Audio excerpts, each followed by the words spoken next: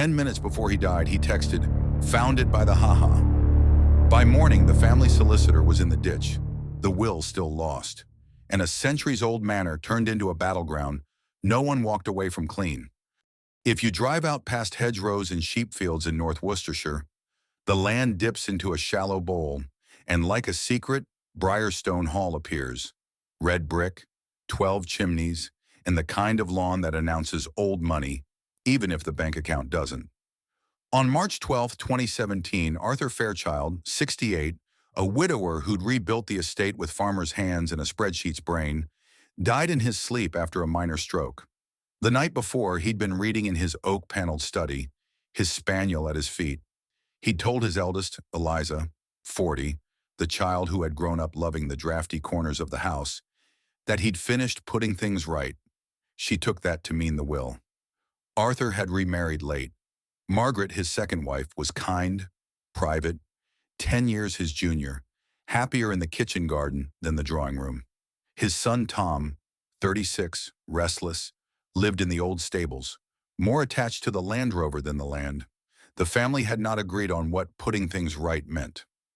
On March 13, they gathered in the study. The safe, set into stone behind a painted screen, was opened with a key between Eliza's fingers, and a combination only Arthur and his solicitor knew. Inside, share certificates, a medal from his army days, and a cream envelope in Arthur's precise hand. Will, March 2017. It was empty. Daniel Havers, the family solicitor, a wiry man with a habit of tapping his pen cap against his teeth, arrived red-eyed. He swore he'd supervised the signing in the study on March 8th in the presence of the gardener and the housekeeper. "I saw him place it there," he said, palm pressed to the empty envelope, like it might exhale paper. Only an older 2003 will remain in Havers' files, leaving the manor and most assets to Margaret, with a large share to Tom. Eliza would inherit a small trust.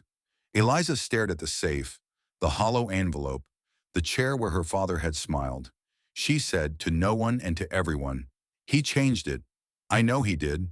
And that is where our story starts, with a missing will, a beautiful house, and a family that had different definitions of love. Probate in England has rules as rigid as its hedgerows. In most cases, only the original will, the wet ink document, counts. Copies get in only if a court is convinced the original wasn't destroyed to revoke it. It's rare, it's messy, and when families are involved, it can turn cruel. On April 21, 2017, Eliza lodged a caveat at the Birmingham Probate Registry, blocking Margaret from getting the 2003 will through. On June 6, the dispute was formally kicked to the High Court Chancery Division. In her claim, Eliza alleged the March 2017 will existed and had been removed. She referenced a text from Arthur on March 8 at 4:12 p.m. "All signed. Good to have a plan at last," and listed Havers and 2 staff as witnesses. Margaret's lawyers called it grief-talking. Tom called it wishful thinking with legal fees.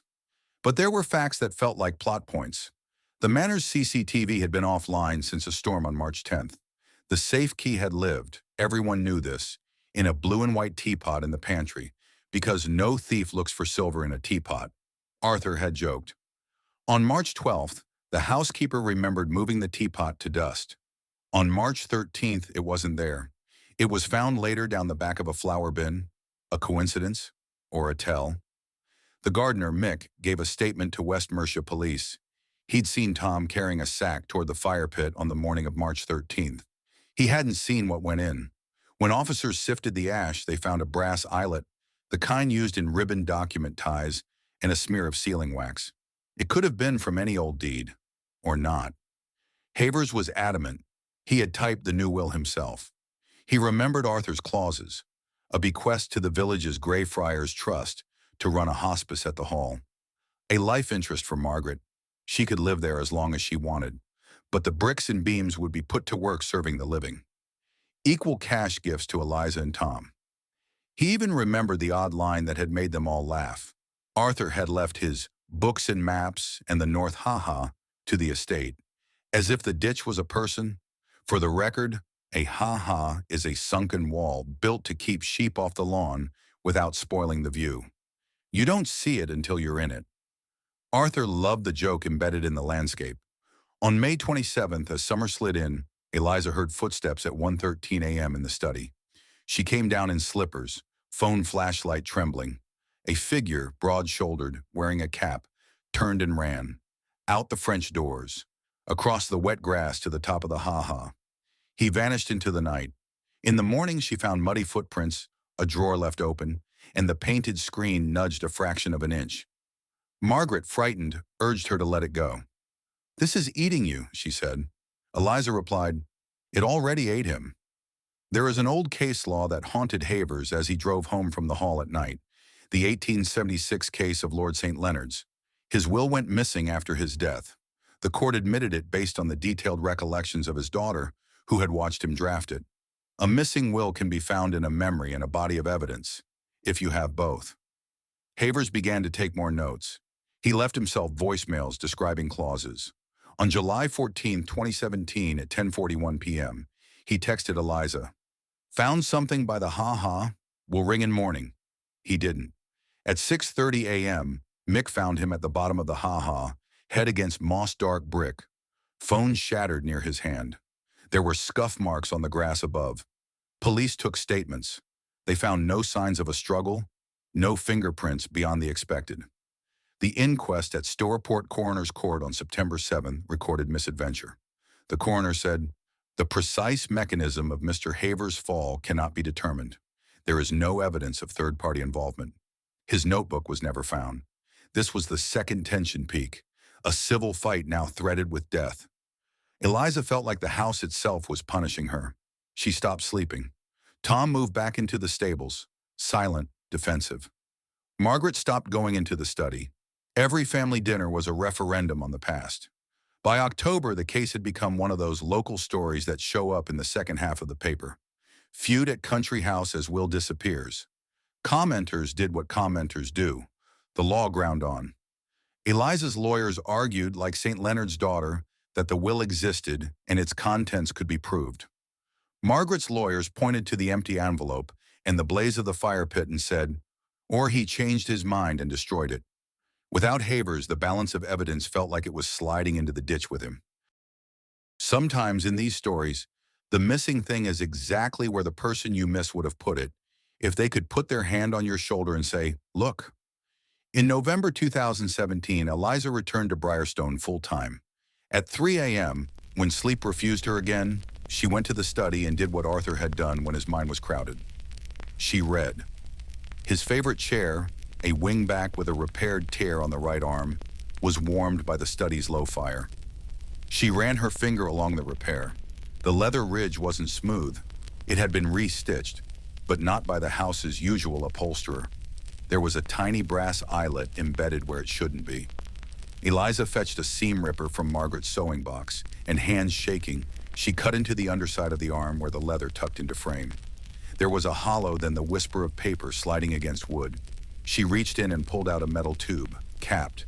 Inside, a rolled vellum document, ribboned and sealed, and a micro SD card in a small plastic bag, taped to the tube. She sat on the rug, cried, and then called her solicitor. The will was dated March 8, 2017. The signatures, Arthur, Daniel Havers, the gardener, the housekeeper. The clauses were exactly as Havers had said.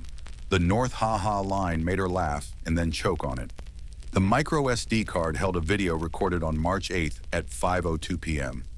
Arthur sat in the same chair, looking directly into the camera. "If you're watching this," he said, "it means someone has misplaced my will.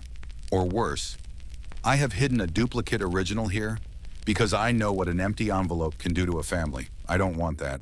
Briarstone should outlast all of us, but not as a museum to our arguments. Do the work. Make it useful." The High Court admitted the found will to probate in early 2018, setting aside the earlier application. The judge noted the exceptional corroboration provided by the video and witnesses. Margaret retained a life interest.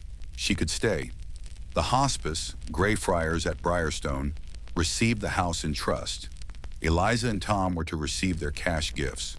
On paper, it looked like a story turned right. But the dead don't get to tidy the living. In the days after the will was read, Tom packed and left.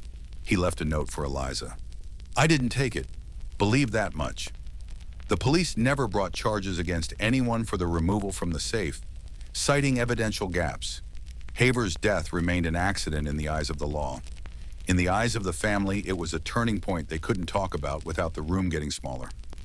At the hospice's opening in 2019, Margaret stood beside Eliza on the steps. The ribbon was the color of sealing wax. Briarstone today is loud with a different kind of life. Nurses' shoes clicking, kettles boiling, hospice volunteers learning names. Margaret lives in the dower cottage, roses climbing the door. Eliza chairs the trust. Tom has not returned. The last anyone says with certainty is that he sold the Land Rover and moved north. Legally, this case now gets cited in training slides as a modern example of how powerful corroboration can be when a will goes missing. The old law of Lord St. Leonard's reframed for the age of micro SD cards. Socially, it's a cautionary tale that the law's fetish for paper can expose the softest parts of a family. And for us, watching from the safe distance of a screen, there's the harder question: what are we entitled to from the people we love? And what do we owe to the places that outlive us? Arthur thought the house could hold a community. Maybe he was right. But he couldn't solve the thing the law can't adjudicate: the ache of being left out or left behind. If there's a moral, it might be this: hide fewer things. Say more of the quiet parts out loud while you can. And if you must put your legacy somewhere, don't tuck it in a chair.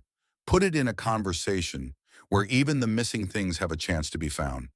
Don't forget to subscribe to Real Mystery Reports for more strange, dark, and profoundly human stories. New true mysteries every day.